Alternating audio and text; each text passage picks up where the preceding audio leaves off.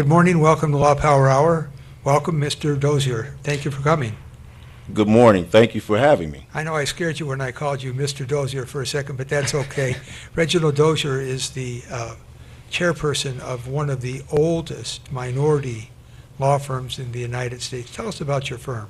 Yeah, I'm the president and CEO of Lewis and Monday. Lewis and Monday is one of the oldest law firms founded by African Americans in the city, well, in the country. We were founded 45 years ago, celebrated our 45th anniversary in November. Our firm set out basically with 3 attorneys who had an idea that they wanted to do more so the kind of corporate work that African American firms hadn't done in the past. So what we do is now we're divided into 3 main areas: real estate, municipal finance, and litigation. Now, in the real estate municipal finance, you've taken the lead in many bond issues across the country, haven't you? Oh, yes. We've taken the lead on quite a few.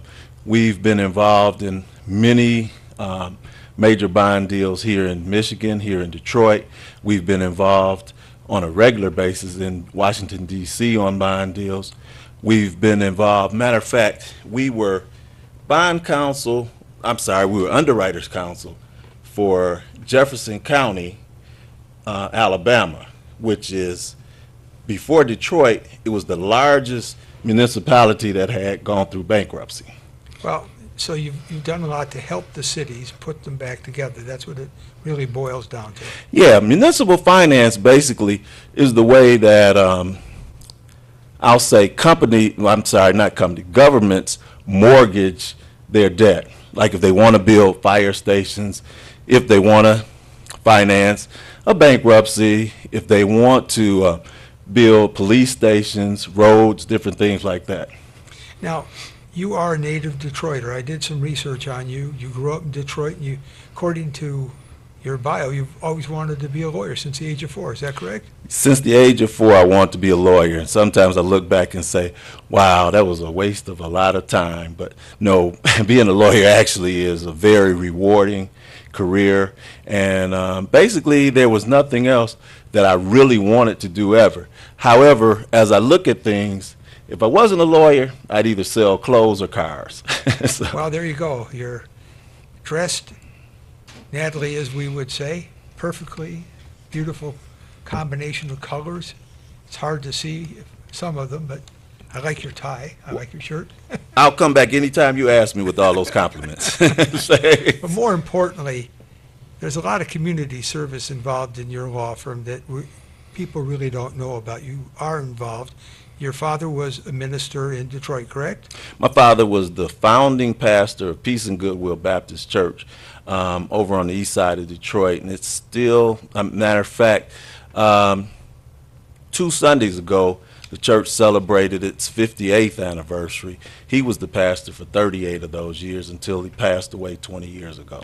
Now, your career is kind of an interesting career because you were also involved in law enforcement.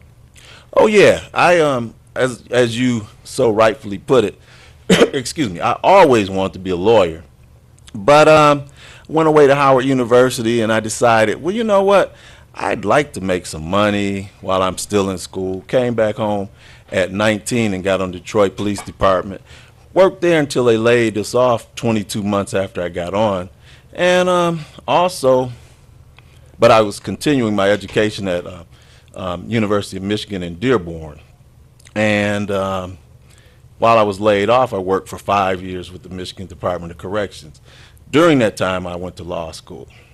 So you've seen both sides of it as an advocate on behalf of individuals, on behalf of businesses, and you've seen the flip side of it. I've seen all sides of it. And you've seen all sides of Detroit in the last 45 years. You've seen its rebirth and its growth. How do you feel about the growth of Detroit today? I'm excited about the growth of Detroit. As I work downtown, I like to see the congestion because that means progress. However, I think that there needs to be, seeing as though actually with the exception of the 2.5 years that I went to Howard, I've always lived in Detroit. I would like to see more inclusion of Detroiters in the progress of Detroit.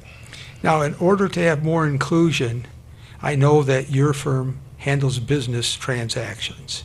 You need more Detroiters, especially minority Detroiters, African Americans in particular, to get into business in Detroit. Would you agree with me? I definitely agree with that. And why do you think there's a fear on the part of young African Americans in becoming entrepreneurs? Well, I don't know so much that there's a fear, because I think in big numbers are becoming entrepreneurs. And I think there are, sometimes barriers. One of the things that a lot of African American young people don't have is they just don't have the capital. They don't have the generational wealth that can be passed down to help them start a business. They don't have the ease of getting a loan that some others may have. But, one of the things that I can talk about from a personal perspective is I have a 27-year-old and a 23-year-old. And, I think they don't have the significant insight to know, hey, you need to come back home and do things at home. My son is in New York. He went to Howard University. He left Howard, went to St. John's, got a master's in sports management. And hey, New York is the greatest place in the world. And then my daughter is still at Howard. And while I think we might be able to lure her back, she still has her sights set on somewhere else bigger and better. Now, don't you think one of the problems today is that most young individuals, regardless of color, are afraid to open up a storefront business because they can go on the internet and set up an internet-based business, do well with the internet business, and not have the expense of a storefront?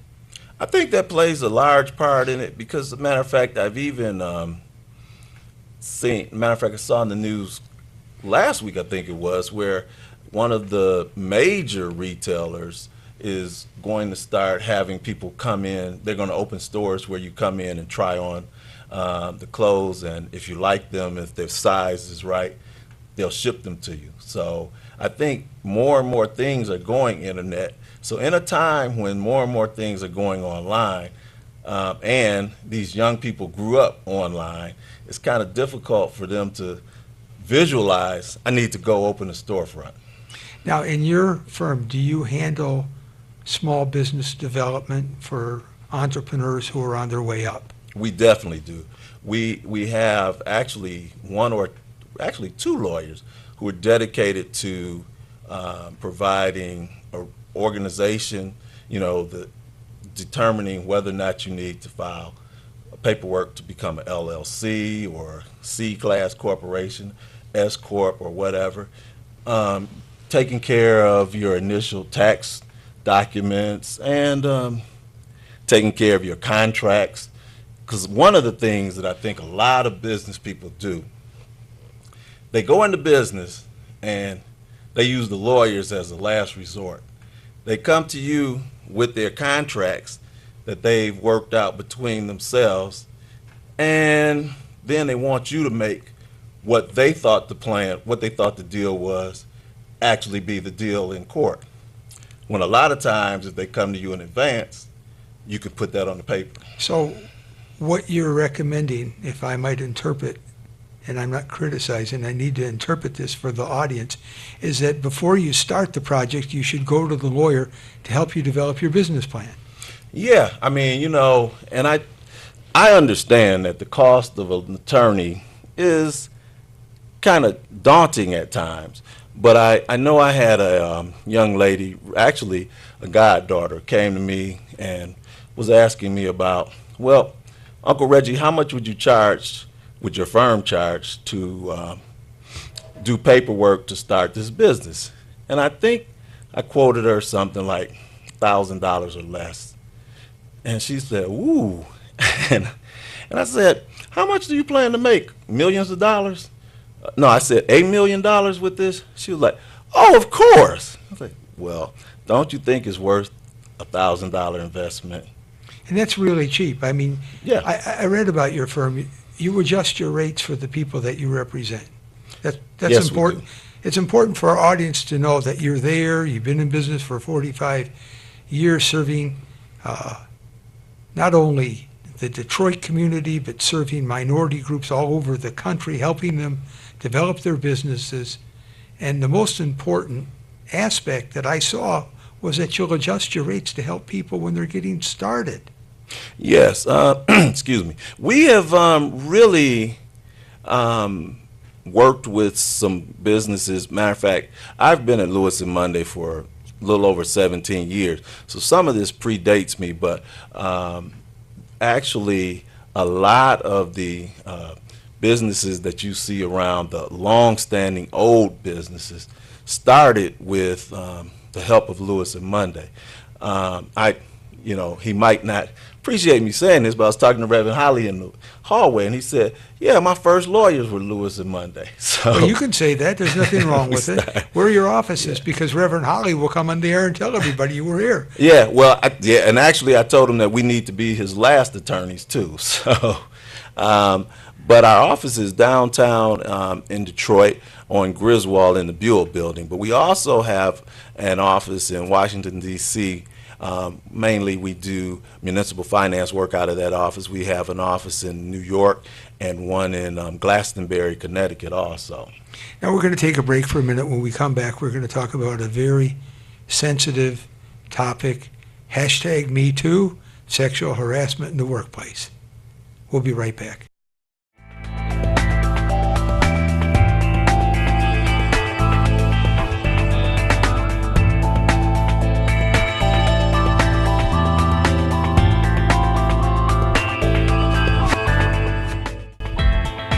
Are you in legal trouble?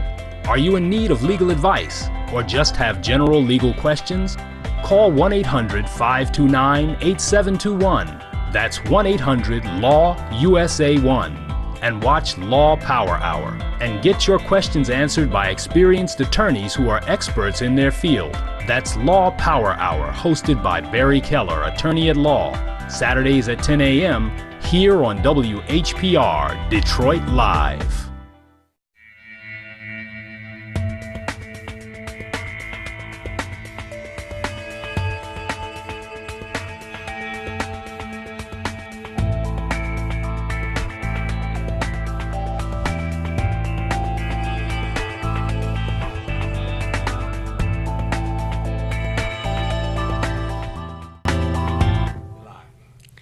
So on #MeToo today, it's become very popular, sexual harassment. People are coming out all over the country and saying they've been harassed by this person or that person. Even the President of the United States was accused of sexually harassing the head of a major corporation, Steve Wynn, paid several $1 million to deal with a sexual harassment issue. And you and I were talking off the air about one of the most difficult parts of sexual harassment cases. A female or a male claims they've been harassed by their supervisor. And they may come to see me as a plaintiff's lawyer. And I say, well, do you have any paperwork? And what's the problem with the case if they don't have any paperwork, as you call it? Well, there is no paper trail. And you can say things have happened, and then when you go back and you say, well, they happened over 3 years, the 3 years that I worked there, but you have no proof of that. And it's much easier to prove your case if you go and file a claim with the appropriate people at your workplace. Usually it's the HR. Matter of fact, usually you can start with just your supervisor, unless your supervisor is the one that's harassing you. And if that's the case, you go to another supervisor, because primarily anyone in any position of authority at a workplace is really tasked with the duty of taking a report of harassment, sexual harassment, or any other harassment, and moving it up the ladder. But the problem is so many times there's no report. So the first time you hear about something is after everything has happened. And a lot of times what happens, I've done quite a few lawsuits where I've represented the corporation or the alleged offender. And what happens a lot of times is the lawsuits are filed after the plaintiff has been terminated or received some kind of other negative work action. The And discipline- now it sounds like, yeah, they just make, now it can be put in a manner that, well, they're just making this up because they're disgruntled. So here's the problem as I see it. A lot of people don't understand the difference. And I said don't understand the difference because I want the audience to understand the difference between people being friends at work and unwelcome advances. Now that's a tough subject to discuss, isn't it? Yeah, it definitely is, because human nature is that when you're around people for many hours a day, many days a week, many weeks of the year, you're going to have some friendships. They're going to be people you like. They're going to be people that you don't like. Excuse me. Good morning. Oh, good morning. Happy Saturday to both of you. I have some questions on this, and happens to be because of Michigan State University. Would your law firm have any assistance if that university was to be shut down? That's the first question. First of all, good morning, and secondly, you say, would we have any assistance? Yeah, you talked about the kinds of places where you would work, such as fire stations, et cetera. I believe I heard you say that. And Michigan State University is a state facility, not a city. But I was just wondering, because it's under government, if you would do any work with that. Well, let me tell you why I say that. Now, the most recent report I heard was that it's over 260 females who have been assaulted, and that some of the members of the faculty have done some dirty deeds as well. I personally think that Michigan State University needs to be shut down. I think that the assets should be liquidated and the money should be put in an escrow account. And these young ladies need to be helped physically, mentally, and financially. I guess most of them I hear are filing lawsuits if they haven't already filed. The kind of actions that have happened there, it's just unconscionable what has happened to these young ladies over time. You talked about people making reports, and a little 5-year-old told her father, I don't know what he was thinking, but he not only did not believe her, he made the child apologize to Nassar. Okay. When he found out the child was telling the truth, he committed suicide. Okay, we're going to answer you. Thank you very much for calling.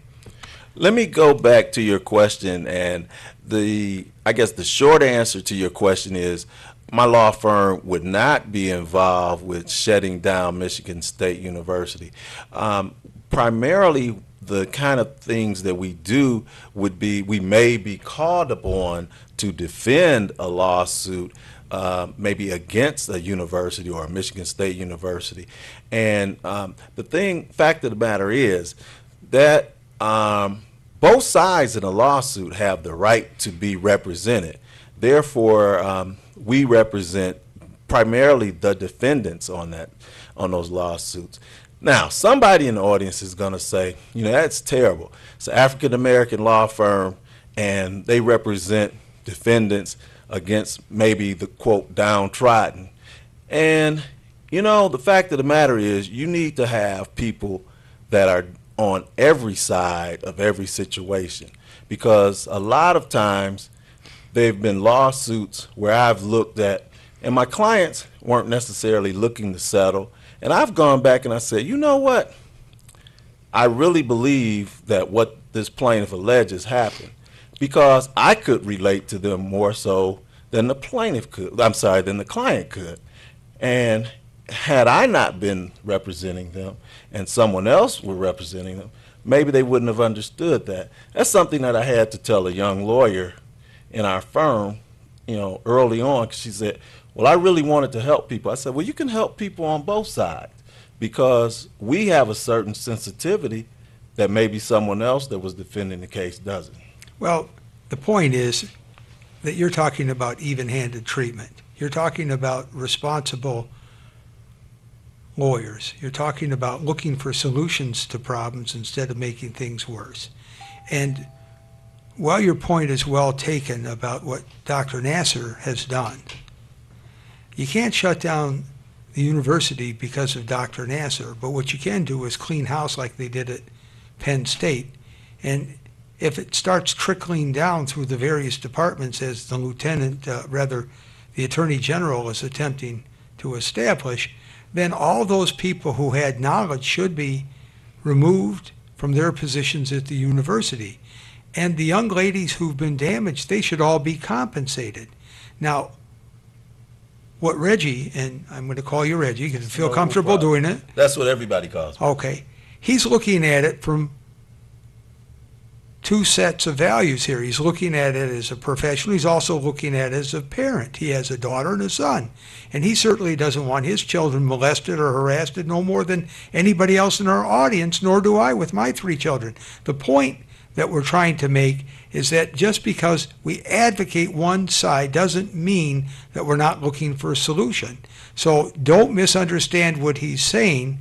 Accept the fact that we're professionals and we have to look for solutions. Now, if you ask him to carve out a solution, to come up with a formula on how to resolve this problem, he's better equipped than 90% of the lawyers that you're going to meet to come up with a solution to the problem, because that's what he does in corporate America. That's why they hire his firm. That's why municipal corporations hire his firm. We need to have people on the show who are not just out to sue other people, but we need people on here who defend the rights of corporations and individuals, because they're not always responsible. I couldn't have said it better. And one of the other things that I do as an individual professional is I'm a mediator also. And I not a case evaluator, but a mediator. And I really, that's my favorite part of what I do in this profession. And what a mediator does is brings both sides of a lawsuit together and sits them down and tries to come up, lets them both know the weaknesses and the strengths of their cases, and then tries to help them come up with the solution to resolve their issue. That's my favorite thing to do in the practice of the law. And that's a thing that you have to have some insight in people and some insight into situations in order to make that happen. And let me say this on behalf of all mediators. We don't have enough people seeking mediation to resolve issues in this country. It's easy to go on TV and say, well, I got $1 million verdict. It's easy to go on TV and say that so-and-so wins and points the All I finger do up. is win, win, win, no Right. matter what. And the truth of the matter is, it doesn't work that way. You know, when I was a young lawyer, people say, well, I'm going to go over to this lawyer because he's Jewish. Well, it doesn't work that way because we're lawyers. It doesn't matter what your color is in the profession or what your religion is or your race. We're here to solve problems. And that is the biggest misconception about lawyers. Lawyers are problem solvers. And the sign of genius is the one who can come up with a solution to a problem and not make bigger problems.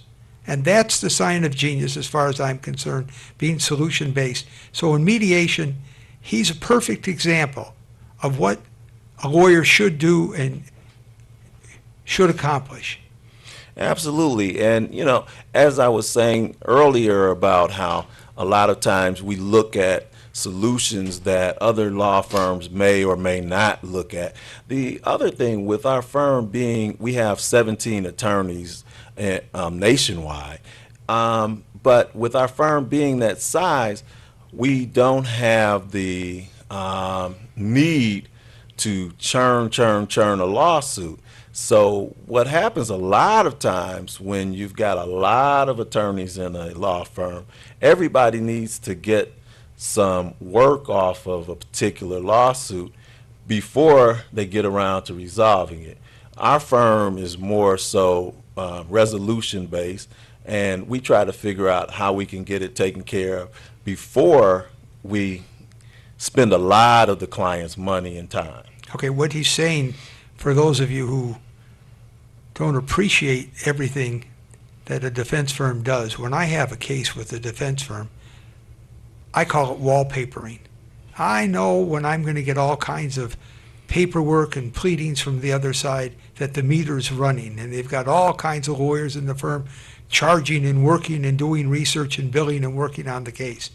So from the time I've been in practice, and I had a master's in labor law, every time I'd get a labor case, I'd see the same thing. I'm going to get wallpaper. I'm going to get enough paper in there I could do my whole house with it. The point I'm making is real simple. He's looking for a solution when they come in. You know, I have to tell you this, and it's an aside. Just this past week, I have 2 cases, and they're difficult cases. One involved a woman who was electrocuted at work, which is very difficult to sue an employer, as you well know. Very. And another one involved a child's injury, and there's a dispute as to which doctor caused it. It was he did it. Right. 2 of the attorneys called me, and they asked me to settle the cases. And I was shocked, because it was in the early stages of the litigation.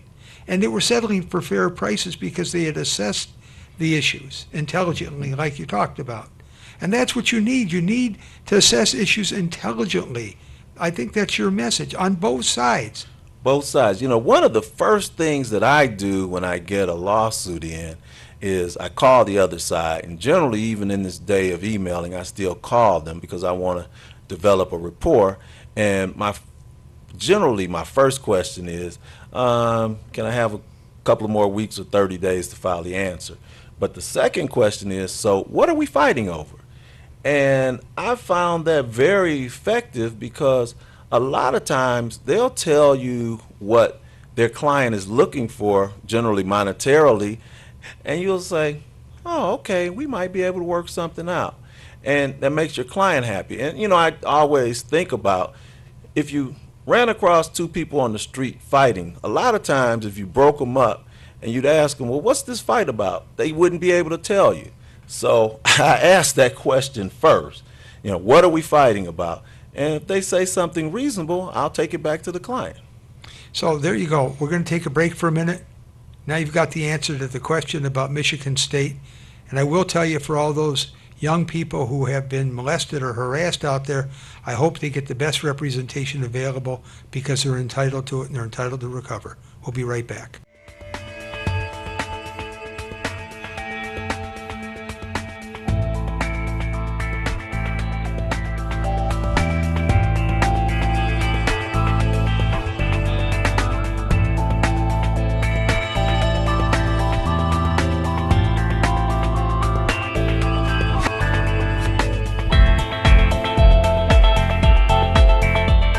Are you in legal trouble?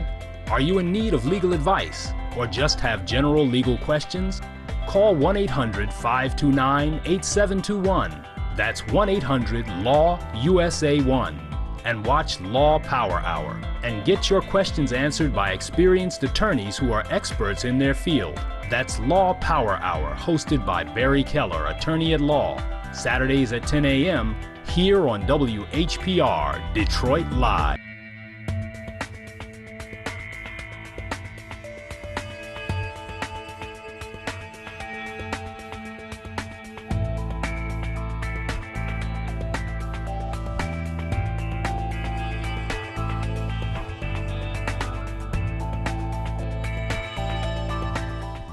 Now, we're going to get back for the next couple, maybe 15 minutes, at the hashtag #MeToo issue about being sexually harassed in the workplace, because I want you to tell our audience, as a defense lawyer, what you want them to do to make the perfect case. So you call your client and say, we ought to settle this case. So you're asking me to give all my secrets away? Not all your secrets away. That would- No, I just want you to tell them what they should be doing if they have a case and you want to look at it, being the conscious, responsible lawyer and advising your clients to say, you know, we have a tough road to climb. Or call me on the phone and say, Barry, you don't have a case, and this is why you don't have a case. We can say it either way, it's the same thing. Right. Well, the first thing that anyone should do when they feel that they've been harassed, they should tell the person, stop, don't do that, I don't appreciate it or whatnot. And a lot of times that's a hard thing for people to do because they're afraid of losing their jobs. But, you know, they have to, you can't just go along, then one day say, well, no, I always had a problem with it, because if you don't tell somebody, they don't know. So that's the first thing. And then if that persists, or you can, if you'd like, the first time, go to your supervisor, let them know, and so that you can have a great case.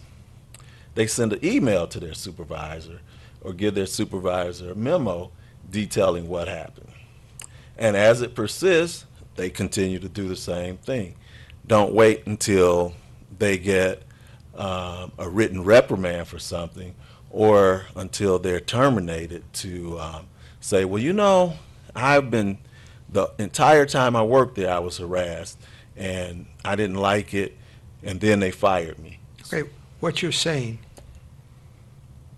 is you've got to give your employer notice of what's going on, correct? You've got, I mean, if the employer doesn't know, then they can't do anything. Right, and then you've got to give them an opportunity to correct the situation. Got to give them an opportunity to correct the situation. And if the harassment persists after you've given them notice, and they've had a reasonable amount of time to correct the situation, and it's not corrected, then you're on your way to having a claim.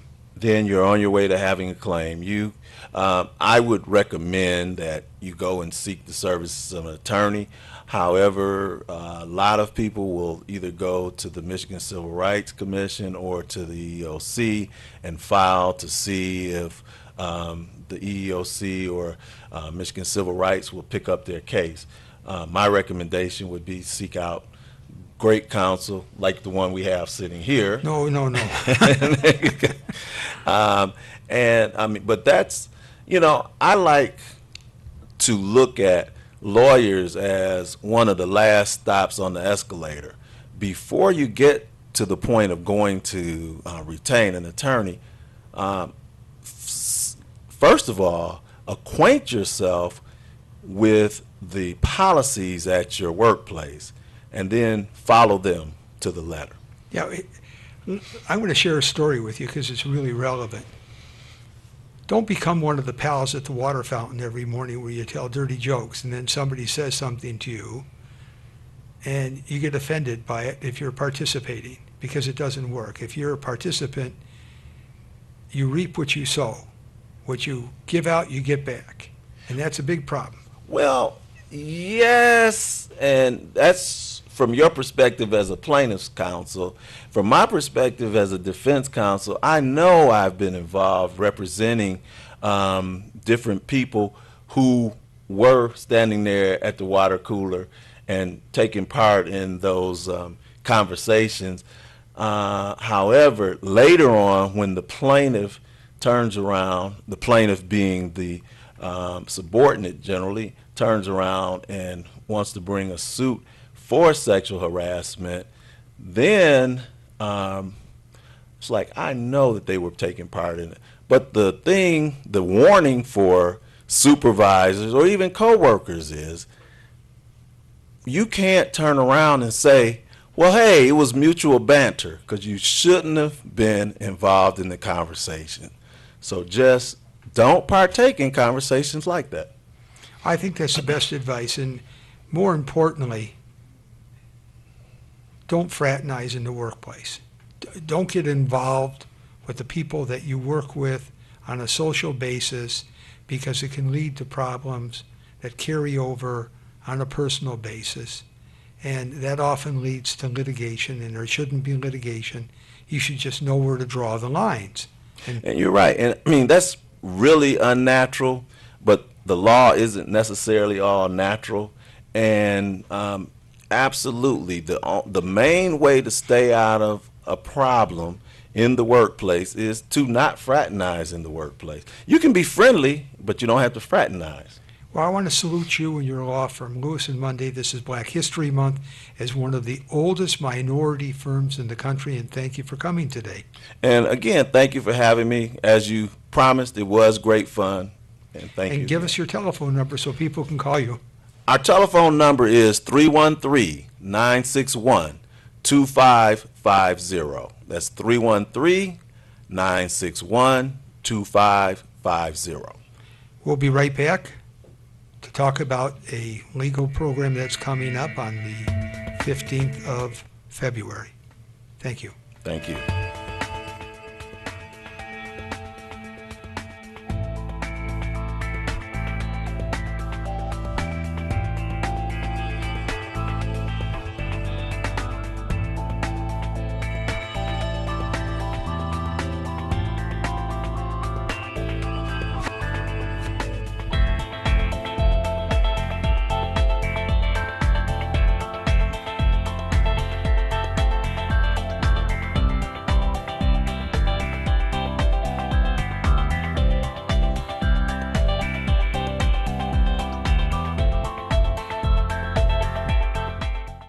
Are you in legal trouble? Are you in need of legal advice? Or just have general legal questions?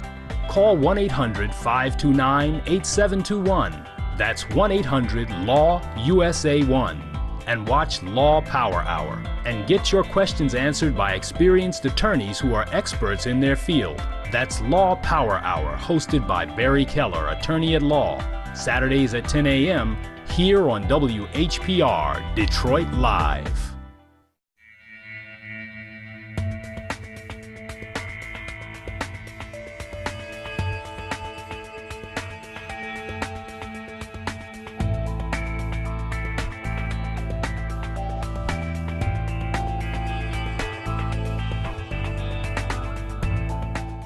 Good morning, Mary Novraki. Thank you for coming.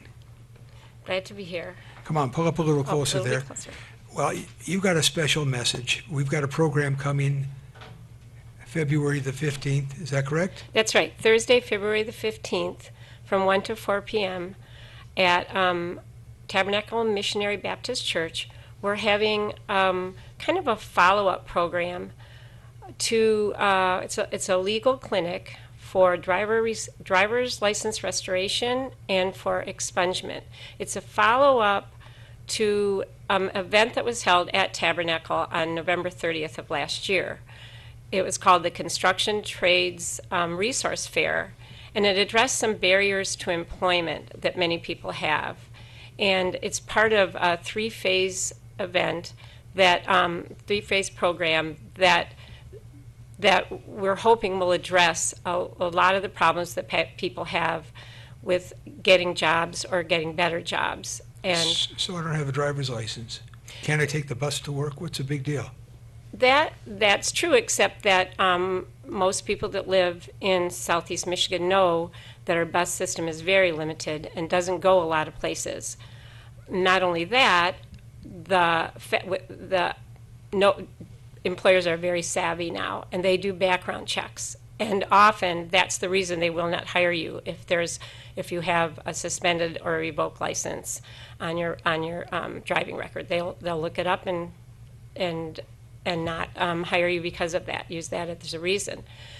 It's a lot of the jobs that people are seeking are also outside of the bus routes, and so many of them are forced to either. All of us have heard the story about the man that walked, I think, 20 miles or something to work. Some people just drive because they have to. They need the job, they need the money, and they drive, and are driving on a suspended license and end up getting in a little bit of a difficult situation because of that. Now, you're driving a suspended license. Mary's a practicing lawyer. She works with Lakeshore Legal. That's right. And you're driving a suspended license. What's the penalty? Driving on a suspended license is actually a misdemeanor. And what happens is that these people, they don't want to go to court. They don't have the money, basically. And a lot of people are a little intimidated by the court system anyways. They don't go to court, and then they're charged then they're issued a bench warrant for not appearing in court. And now the people have bench warrants and a suspended license. So if we come down to Tabernacle on the 15th between 1 and 4, we have a driving problem with our driving record, whether it's prior drunk driving, suspension, too many tickets.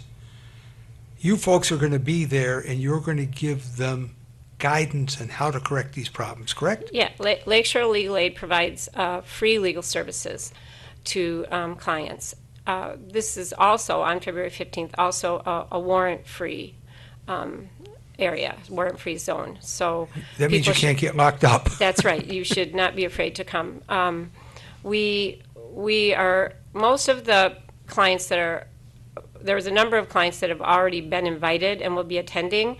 The UAW has actually purchased their driving records for them, and so they will come that day. They have had invitations and phone calls, and they'll sit down and talk with one of our volunteer attorneys. The group that I work with at Lakeshore is called Private Attorney Involvement, and we reach out to the private bar. And these attorneys are coming on Thursday completely from private attorneys working for corporations or law firms, coming and volunteering their time. We train them, and they know how to do this. So that's one of the. In addition, I should mention that if you didn't attend the November 30th, these clients have all attended the November 30th. If you didn't attend that, you're still welcome to come. If you get your driving record, you will be seen by an attorney because they really can't help you unless they see what's on your driving record.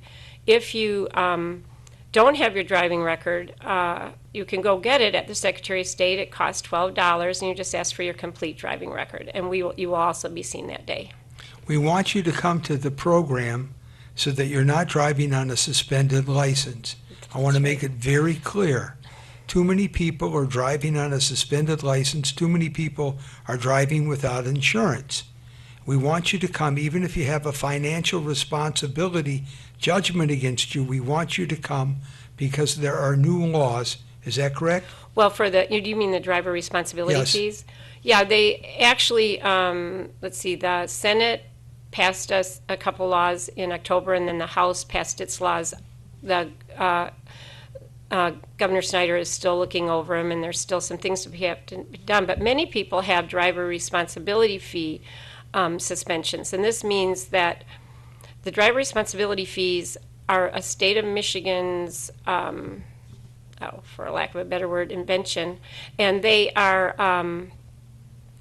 assessed for if they get points for moving violations, and they're assessed $100 when they have 7 points or more, and $50. I'm sorry, $100 for 7 points, and an additional $50 for every point over 7 points. They're assessed every year on these fees. They're assessed these fees every year unless they go below 7 points. And then there's a category 2 that includes driving on a suspended license or driving under the influence or reckless driving. And these points can go anywhere from just a few hundred to 12,000.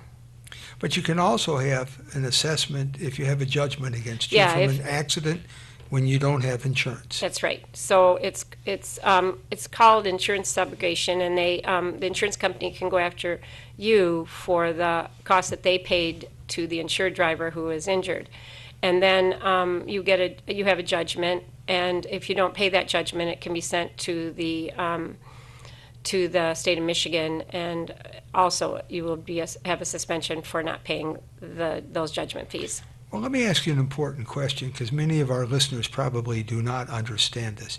Can I, if I have a driver's responsibility fee that I'm responsible for, can I or may I enter into an installment agreement so that I can get back to work?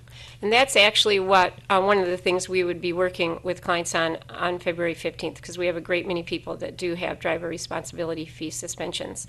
And yes, right there at the event, we could help you set up with the Secretary of State an installment agreement. What happens with that is that after you make a good payment, the the Department of Treasury, who is the one we're setting this up with, lets the Secretary of State know that you made your payment, that you have this installment agreement, and the Secretary of State will then lift your suspension, as long as you continue to make the payments. If I'm a parent and I haven't paid child support, I can have my license suspended, can't I? Yes, you can. If I'm a taxpayer in the state of Michigan and I haven't paid my taxes, Yes. can I have my license suspended? Yes, you can. And can you help me figure out how to work with the friend of the court if I have an outstanding obligation? We can. We will instruct you, advise you on what needs to be done to work with the friend of the court to get something set up so that you get this suspension lifted, and usually the bench warrant that's issued against you as well. So the idea is come down to Tabernacle on the 15th. They're located on Grand River near the boulevard. You can't miss them. From 1 to 4, Mary will be there with her team of volunteer lawyers to help you correct your license problems so you can get back on your feet, because we don't want people out there driving on suspended, because each suspension adds on another year, doesn't it? Yeah, and when you're pulled over for a suspension, you usually end up getting a couple other tickets along with it, primarily because you weren't able to get insurance or get your car registered. So you'll often end up with 3 tickets for one stop.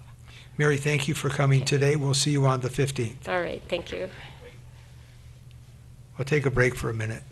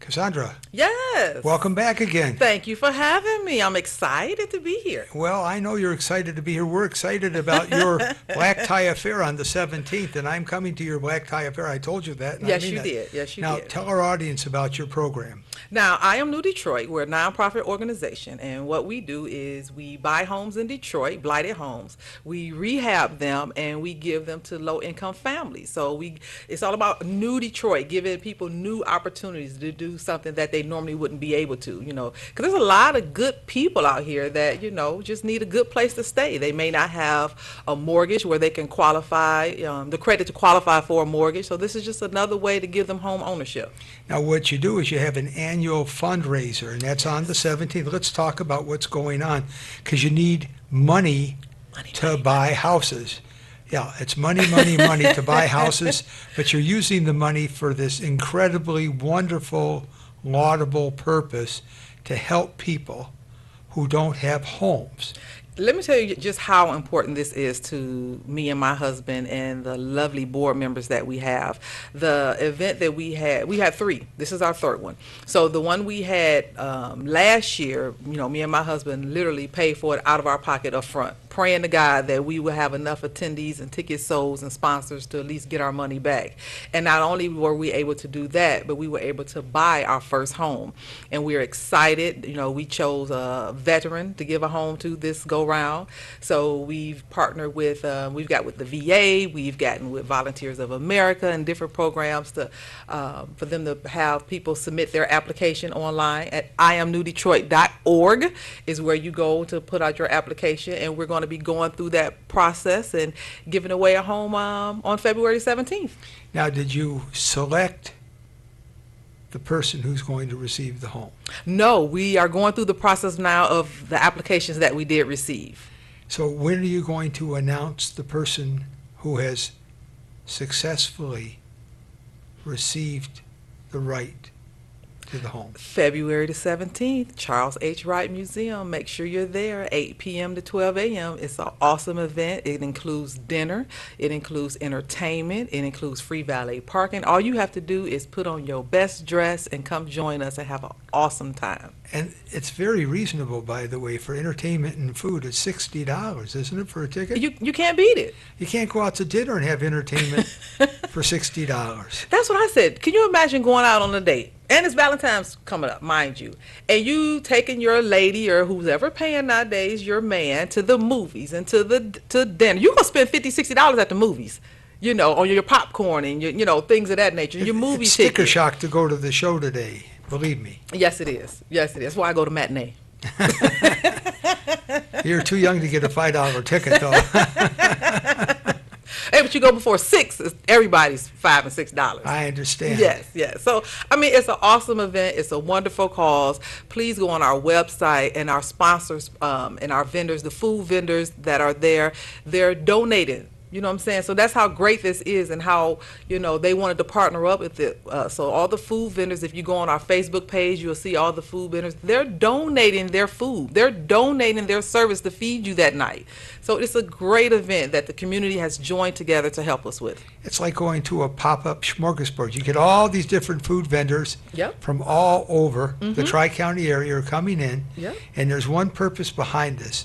It's to help people get homes. Now, I did ask you when you were here last week, you do have criteria, though. I mean, if I was the recipient of a home, I have to follow through and make a commitment as part of being the recipient. I just can't win the home and sell it, can I? Absolutely not. Absolutely not. This is to better you and your family. So you will be making monthly payments. Now, what that monthly payment is going to take care of, it's going to take care of the water bill. It's going to take care of taxes. It's going to take care of insurance on the property. You have to maintain that home. You're going to have to make sure that you keep the lights and the gas on. You have to make sure, that you cutting the grass. You have to do some things that, for a homeowner. We don't want to have a black eye with this either. We don't want the neighbors to say, who you put in this house? They're terrible. They're not keeping up the house. They keep up all type of noise. You can't run a business out the house. This is an opportunity for you to get a home. And if you follow everything that you're supposed to do, in 2 years, guess what? We're signing that deed over to you. The house is yours. It's free and clear. And whatever money that you have left in escrow that you paid monthly, that money goes straight to you. So it sort of gives you a heads up, because you done already learned how to manage your money by making these payments every month. So now you're going to have a nice little escrow that's going to carry you over. Now, this is on the 17th, Charles Wright, from 8 p.m. To to 12 a.m. a.m. Yes. It's $60. $60. And I heard you say you don't have to have a black tie tuxedo to come. Absolutely not. Absolutely not. Just, come dressed in your best, whatever your best is, and come have a good time with us for a great event. Dance, eat, fellowship, network, and see a family get blessed with a new home. It's going to be an awesome event. Well, thank you for coming. Thank you for having me. I enjoyed this. I'm going to have to come back. I want you to come back. Thank you. Thank you. Okay. We'll see you next week on Law Power Hour.